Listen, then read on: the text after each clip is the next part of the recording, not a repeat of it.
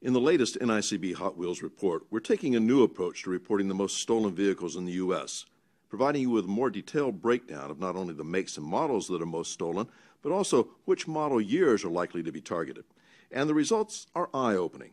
Honda Accords and Civics, built from 1990 to 2000, occupy the first 16 places on the most stolen list, with the 1996 Accord being the most stolen car in the country last year. In fact, there were over 86,000 older model Accords and Civics stolen before you get to the next most stolen model, the 2004 to 2006 full-size Ford pickups, with about 7,100 of those taken. The reason the older Hondas lead the pack?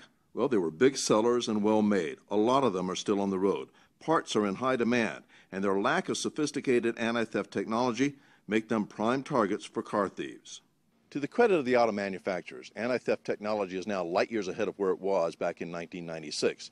For instance, last year in this country, more than 8,600 of these 1996 model Honda Accords were stolen. That compares with only 363 of the 2012 model Accords.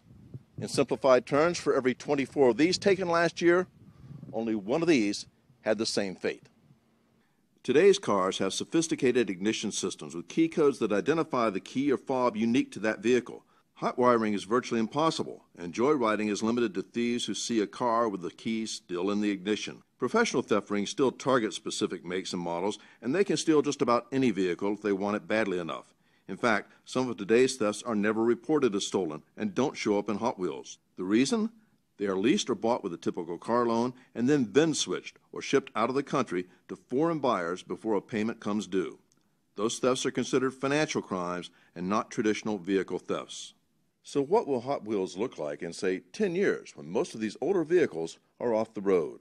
Thieves are thieves, and thieves that are stealing cars today are likely going to be stealing cars 10 years from now if they're not put in jail. What they may be stealing will probably be different. Today it's the Honda, the older Hondas. In 10 years, it may be the newest car on the market. It may be the fact that the cars are electric and the components of that electric car are worth far more than the car itself. It may be the batteries. The batteries in that car pulled out and sold on the black market, sold on various auction sites. We can't really predict where auto theft's going to go and what form it will take. But what we can predict is that auto theft in its different iterations will continue to be a problem for the United States. For the National Insurance Crime Bureau, I'm Roger Morris.